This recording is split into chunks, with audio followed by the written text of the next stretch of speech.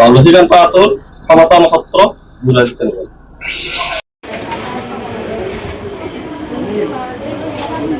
মাননীয় মুখ্যমন্ত্ৰী ডক্টৰ হিমন্ত বিশ্ব শৰ্মাদেৱে অসমৰ নামঘৰ সত্ৰ উন্নয়নৰ কাৰণে অসম দৰ্শন আঁচনিৰ অধীনত কিছু ধন ইতিমধ্যে আমন্ত্ৰণ দিছিলে আৰু সেই ধন লক্ষ্মীকান্ত আতাই সনাতন সত্ৰ বুঢ়া কীৰ্তন ঘৰৰ আজি শুভ আৰম্ভণি কৰা হৈছে আৰু ইয়াৰ পিছত আৰু কিছু ধন পাব। এই সত্ৰখন অতি পুৰণা সত্ৰ, অতি ভক্তি ভৰা মনেৰে এই ভকতসকলে ইয়াত বা আই মাতৃসকলে সদায় নাম কীৰ্তন কৰে।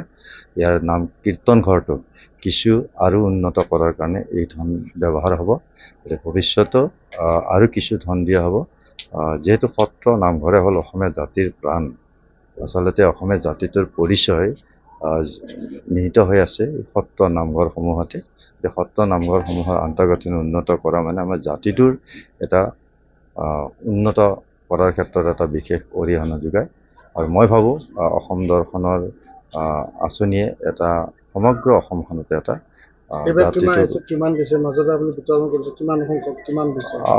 হাজো শুৱালকুছি সমষ্টিত আমি ইতিমধ্যে আগতেও বহুতখিনি দিছোঁ।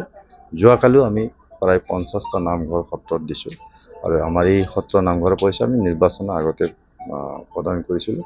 আজি তাৰ আধাৰশিলা স্থাপন কৰিছোঁ। নিশ্চিতভাৱে এই অঞ্চলৰ ভকত বান্ধৱসকলৰ এটা সুন্দৰ পৰিৱেশত এই ঘৰটো নিৰ্মাণ হোৱাৰ পিছত ইয়াত হৰিৰ গুণানুকীৰ্তন কৰিব পাৰিব। মই সমূহ ভক্ত ৰাইজক মোৰ সেৱা জনাইছোঁ আৰু বিশেষভাৱে ধন্যবাদ জনাইছোঁ অসমৰ মুখ্যমন্ত্ৰী মহোদয়ক যে অসমৰ নামঘৰ সত্ৰ এটা আন্তঃগাঁথনি উন্নয়ন কৰাৰ ক্ষেত্ৰত লোৱা পদক্ষেপৰ বাবে।